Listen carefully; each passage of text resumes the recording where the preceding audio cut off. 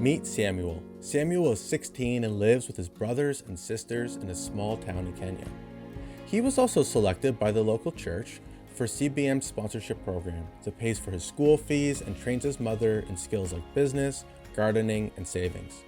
Samuel's family is blessed to have land with fertile, good soil. Like his family, Samuel loves to garden and grow beautiful flowers. His sisters recently adopted a kitten. This is Tom Tom, named after Tom and Jerry.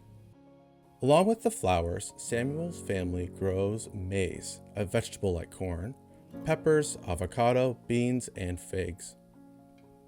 They cut down trees nearby for the wood they can cook on. It is very rare that families eat meat, maybe chicken or goat once a month for special occasions. On an average day, Sam wakes up at 5 in the morning to get himself ready for school. He sleeps in a small shelter outside his home on a bed. His 5 sisters share a room with bunk beds. For breakfast, Samuel normally has tea cooked with milk and a donut. All family meals are cooked on a fire outside. Here, Sam is showing us how he cooks his tea.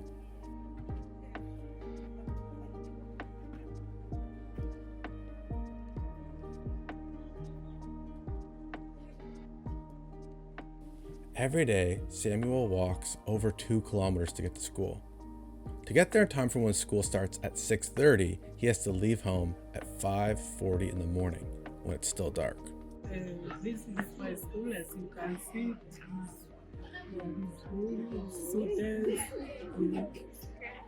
If his mother can afford to pay for his meals at school, he'll eat lunch there, which is usually rice and beans. He receives his homework every day in class, but luckily he's able to finish most of his work before he leaves at the end of the day. If he has time after homework, he likes to play football. Outside of everything, the thing that Samuel is best at is running. Samuel's grandfather was a famous sprinter in the community, and they say that Samuel and his sister could go far in track and field. School ends at 5 p.m. each day. When Sam walks back, he gets home and has to help with the daily chores.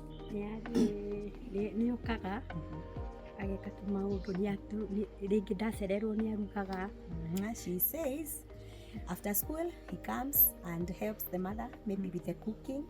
When the mother is maybe late, he comes and makes sure that the utensils are clean.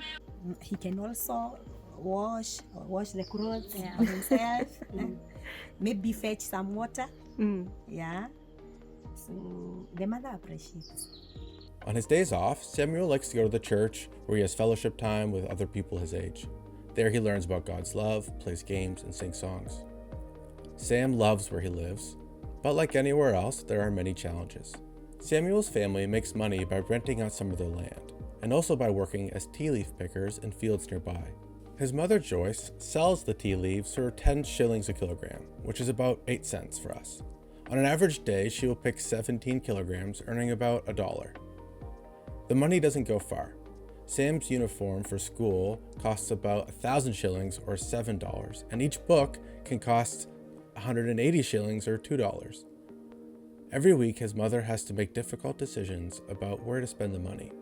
School lunches, school supplies, food for the family, new clothes, electricity, a phone. The difficult living in Kenya for now, there is when you have finished at school, when you have left at Form 4, there is nowhere you can find. Even when you got an A, you have a good grade, you can find there is no anything to do, and you have got the good grade, so and then you cannot find a good job from the government. Money is a big challenge. However, the biggest challenge in Samuel's life is his relationship with his father. His father struggles with addiction and will often affect the family with his choices. Sometimes, when his father gets home, he will force the children and their mother to leave the house and lock the door behind them.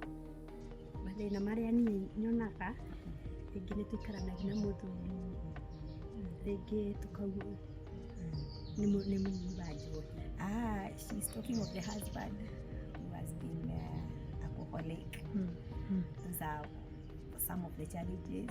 Now the mother is the breadwinner, like she's the one taking care of the kid. She's the one taking care of the school fees, taking care of what they are eating, and so that becomes a challenge.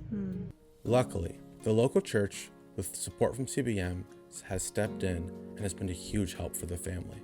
The churches, when they see you have not, they provide food. The members of the church told them to come with us. Something small, just a small something you have, you go with it at church. Then they divide it and give it for those people at the school fees. Even when you have not, but you cannot pay the school fees they provide.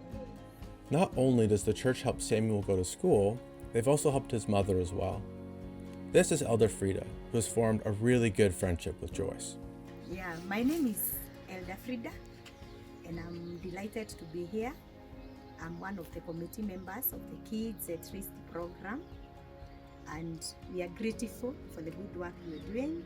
I first met Sam's mother in the year 2012 or 2011 there, and I met her in the church.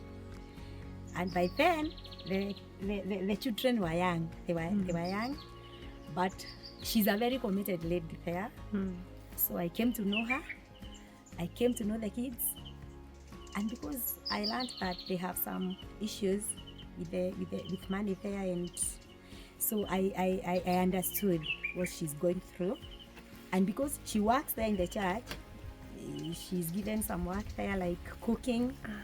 So I just came across her, and I just found that she's very hardworking. The church appreciated Joyce and her giftings and employed her to cook and clean at the church.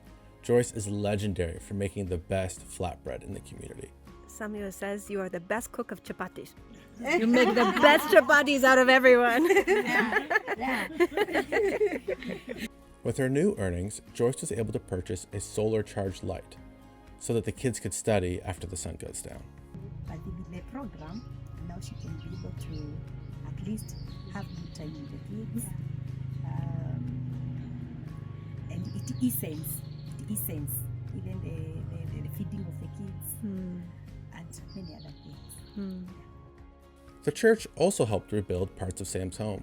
In Kenya, the rainy season is a lot of rain, and often the roof leaks and large amounts of water can become a big problem on dirt floors. The church added brand new iron siding to help them. These are some of the many practical things the church does to show God's love to Samuel's family. But it's also important that the church tells them about God's love as well. One of the greatest benefits of the program is that Sam is mentored by the leaders in the community. This helps him grow his understanding of himself and his identity in Christ. Maybe because of his challenge with his father, Sam has always felt on the outside, a little more to himself. He didn't really see his own value. But because of the program, he has learned his value, and his mother and the elders of the church have seen his confidence grow and grow and grow. Also, we thank you because we've experienced change with our student here, who in the first place was just a cool guy. He couldn't speak much, but when we started the program, now we can see that his self-esteem has risen up.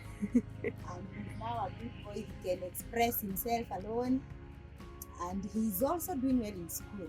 The performance is good, and we are grateful. Ni mwana kwa kuma oyo ni andu aya mamurihagire thukuru. She says that since we took the child to sponsor him, ninyonete change tondu mbere ndararagia na riu nindirona nginya memory yake ni njega. They have experienced change with the boy.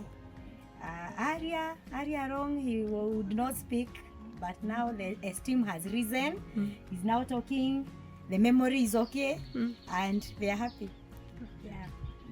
This is why it's so important to let people know who they are in God.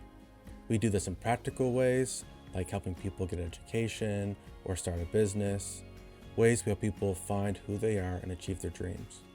We also do this by telling people and supporting them in understanding who God is and what He's doing. We want to say that thank you. Thank you for what you've done to us. Thank you because of the sponsorship. Thank you so much. May God bless you. Thank you. What does he want to do in the future? He wants to be a DJ. I'm very happy. I'm very excited to see this day, and I cannot explain how I'm very happy. I want to say thank you, and may you continue like that. May God bless you.